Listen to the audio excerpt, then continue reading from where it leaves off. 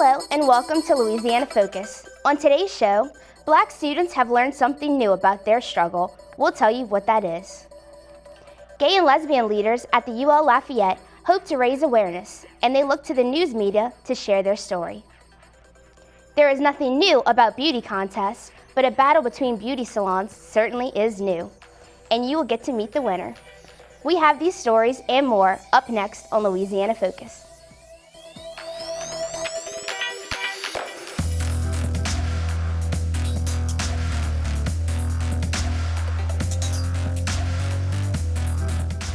Everyone has heard about a battle of the bands, but in Lafayette, a battle of the beauty salons did some good.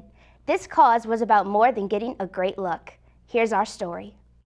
Hairdressers from all over the area battled it out for the title of the best salon in Lafayette. Models from each of the competing salons strutted the catwalk to show off their hard work. The winner of the 2017 Battle of the Salons was none other than the headquarters, owned by Kristen Avant and Nani Berard.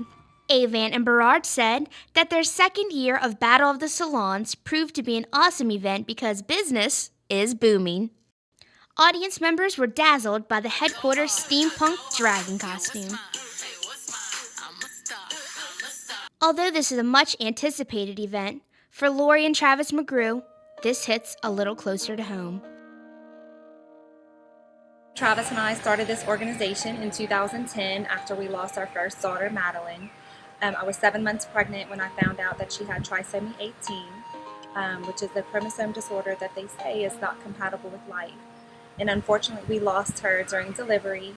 The proceeds from Battle of the Salons went to Maddie's Footprints, a foundation created by the McGrews. And we felt it was important to have this organization here in Acadiana to help other families who have lost infants as well. Although they have lost their little girl, they are determined to help out other families by participating in events like the Battle of the Salons.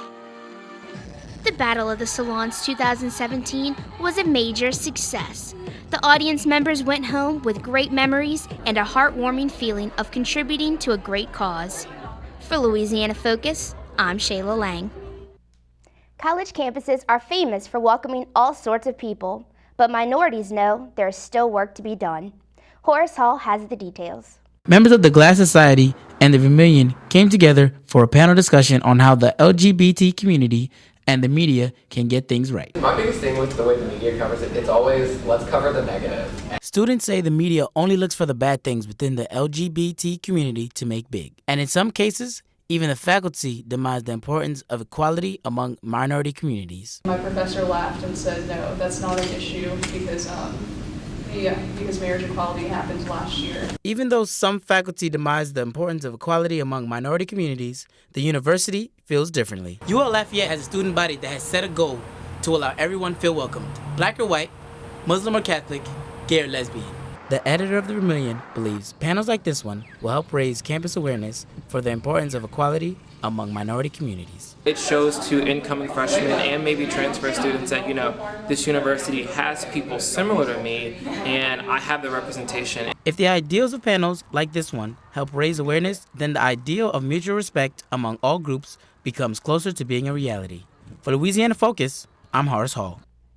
African Americans have an important legacy to guard at UL Lafayette, but their struggle for civil rights is far from over. We'll get more on this story from Jordan Williams. Black history can be viewed as an up and down roller coaster full of trials, times of pain, and heartache. Whites and blacks have very different perceptions, and we need to understand that. We need to talk about why that is. And so to take it to a more local level, whites and blacks have had very different historical circumstances, very different histories in Lafayette Parish and all across the South. Dr. Rick Swanson, head of the political science department, went into detail about oppression in Lafayette Parish. In a personal interview, he went in more depth about certain injustices that's going on still today. Yet we don't talk about that. Black history in the South was literally erased by white educators, white historians, white city leaders, because they didn't want to talk about it.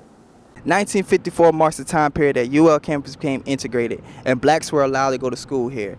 Although that was a major milestone in black history in the civil rights movement period in southern Louisiana, there's still work to be done. One problem that was presented in the lecture was ignorance to oppression. And one student, Rihanna Reed, went into detail about how that affects her now. My grandmother was born in 1933, so she had to go through it. My mom and my dad were born in the 50s, and like they went through it too. What we're still, trying to struggle with now. So it's like, yes, we have moved on, like a little bit better into the right direction, but we still have so much more to do. The arrival of 80 African Americans on UL campus was the earliest large-scale desegregation of an all-white public institution. Although that shows change, there's still more work to be done. For Louisiana Focus, I'm Jordan Williams. Louisiana Focus is a production of the Communication Department of the University of Louisiana at Lafayette. Today's producer is Horace Hall, our director is Matt Roberts, and our faculty advisor is Dr. Bill Davey. I'm Shayla Lang. Thank you for joining us. We'll see you next week.